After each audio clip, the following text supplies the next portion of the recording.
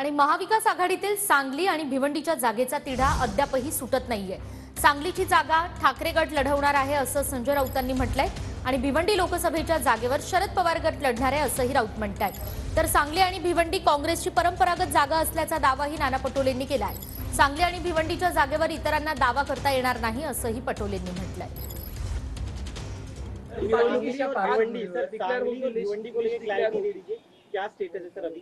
मेरे हिसाब से भिवंडी पर राष्ट्रवादी कांग्रेस पार्टी पवार साहब वो लड़ना चाहते हैं और मुझे लगता है कांग्रेस में और एनसीपी में इस बारे में चर्चा नहीं है, अब खत्म हो गई और सांगली शिवसेना लड़ने जा रही है। विकास आघाडी आणि त्यांच्यासोबत असलेले सगळे मित्र पक्ष हे सगळे मिळून यावेळेस महाराष्ट्रामधून बीजेपीला आम्ही परास्त करू अशा पद्धतीचं चित्र आज आहे आणि लोकांचा तोच विचार आहे।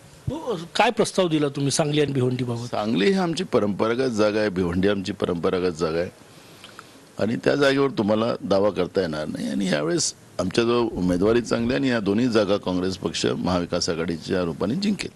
तुम्ही म्हणता आघाडीचा धर्म कोण पाळत नाही? सांगलीला ज्या पद्धतीने झालं ते काही बरोबर नाही झालं। उद्धव ठाकरे यांनी उमेदवारी जाहीर केली, तेच म्हटलं ना।